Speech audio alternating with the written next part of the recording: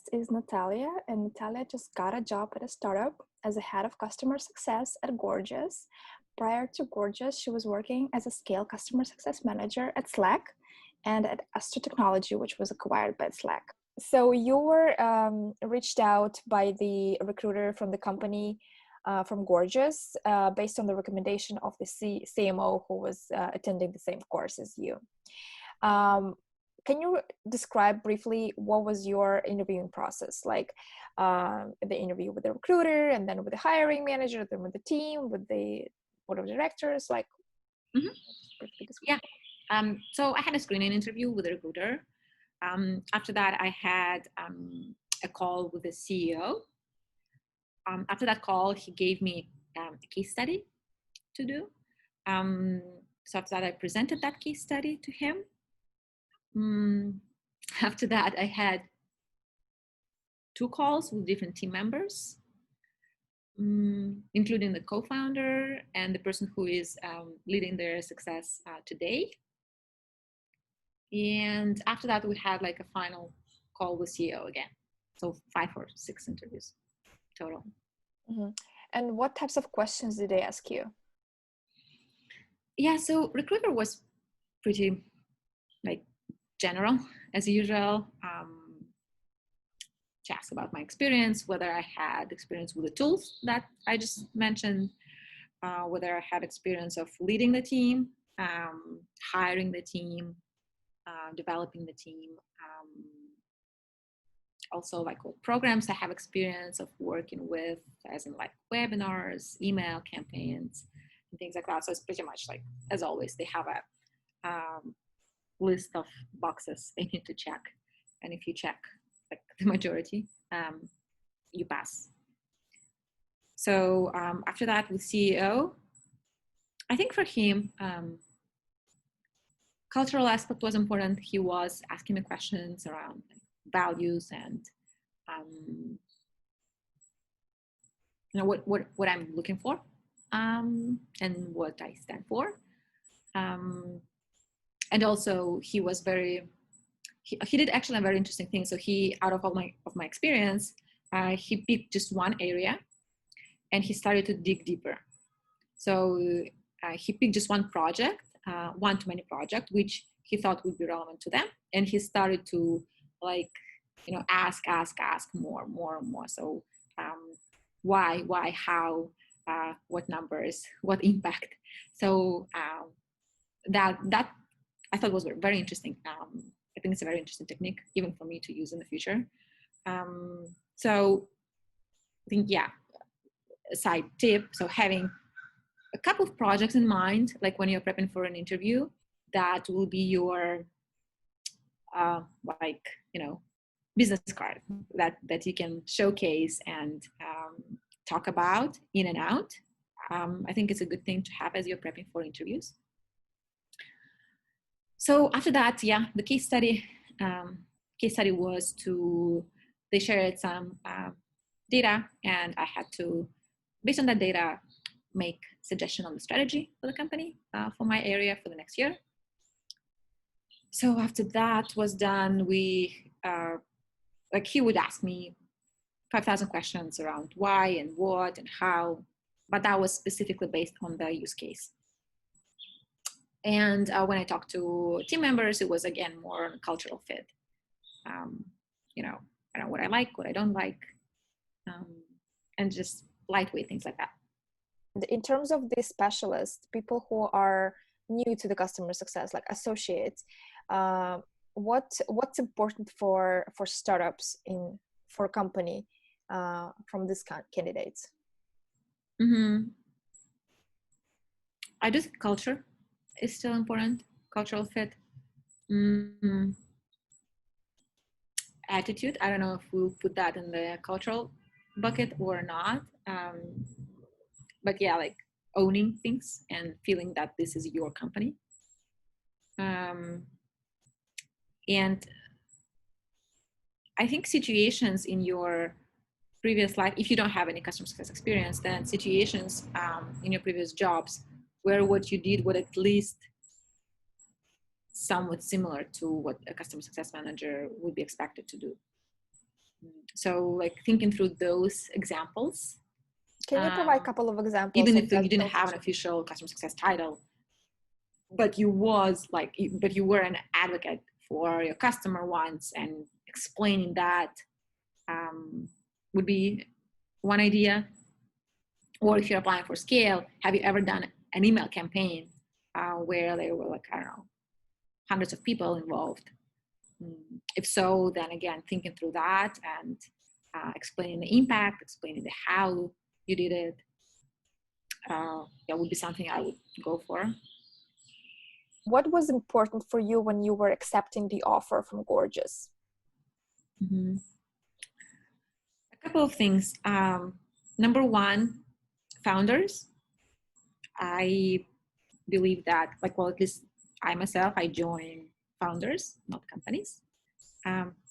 So I really enjoyed talking to them, and I know their history, super smart, super, amicable, pleasant people, which I felt like I wanted to follow. And number two is like the business opportunity itself, and I mean for the company. So is there opportunity for the company to grow? Do I actually believe in it? And for Gorgias, it was absolutely yes, because e-commerce is booming right now. And in general, that's where all the commerce is going to transition eventually. So, and they are leaders among like our segment. So definitely a yes there. And number three is there opportunity for me within that company to grow? And that's definitely a yes. Actually, the position I'm going to be in is pretty challenging. I've never done what they want me to do. I've never scaled a startup for like as many people as they want me to scale and as much revenue as they want me to scale. So that's definitely challenging. I'm nervous, I'm excited. So everything together. Yeah, so I'd say those three things were important to me. Mm-hmm. Did you get to negotiate your offer? I did, yes, I did. What techniques did you use? What was your formula? Techniques, I don't know if I have a formula. One thing I'd say is that I try not to talk money on the first calls, because it's like, I guess my sales background is talking. You never talk money before you show your value. So the same applies for when you're looking for a job. So I try to kind of keep it vague, or, postpone this conversation. And when you finally get to the last stage and they are making you an offer, I say I never take the first offer. It's a rule. So, and I feel like it's part of the culture here in the US. It's like when they make you an offer, they know you'll be negotiating. So they make it a little lower than what it can be. I might be wrong. It's just like me speculating. But that's at least the experience I've had so far, because every single job I've been applying to, I've always negotiated and I've always got a better offer. So I'd assume that's how it works, Yeah. So, and I think for startups, it's the negotiation, well, I guess with any company really, in Silicon Valley at least, you have the shares piece, right? And you have the base.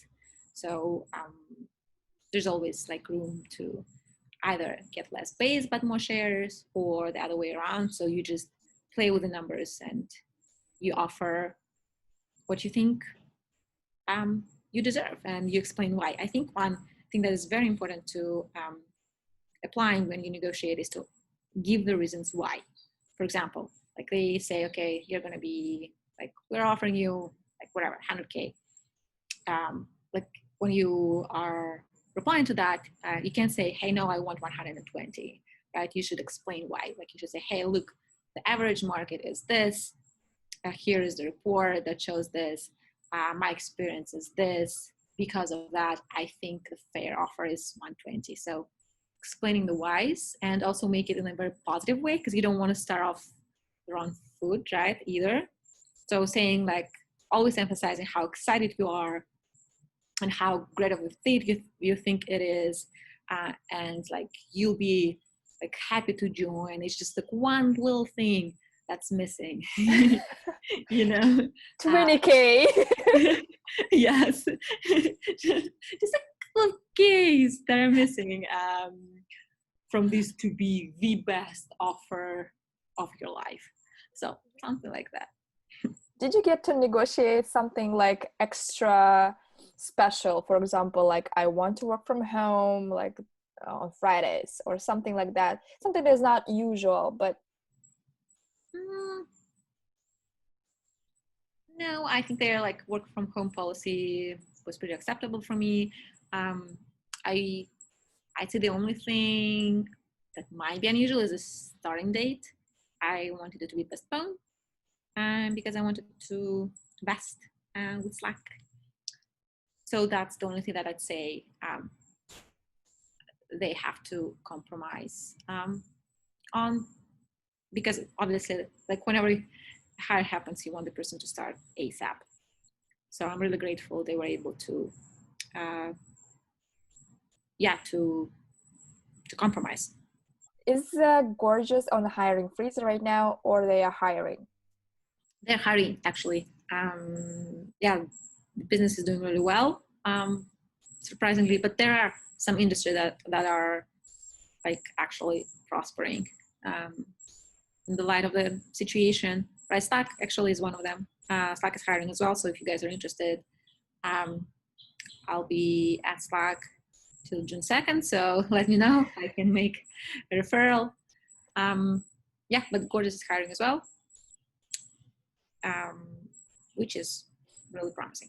Thank you so much for sharing so much information with us, and thank you so much for taking a time and to meet with me and to meet with me this early morning. Yes, thank you. I enjoy our conversations. This is the second time we're speaking, but every time I'm speaking with you, I'm just like energizing from you because you're such a positive Aww. person.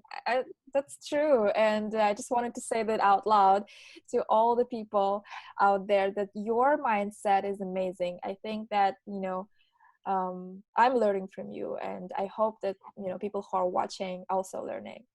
So Thank you. thank you so much for taking the time. Yeah, thank you. You are too kind, really. Yeah, and let me know, guys, whoever is listening to us, let me know if I can help in any way. Reach out, on LinkedIn. I think, Zarina, you can, share uh, my profile link. Mhm. Well, okay, thank you. Good luck.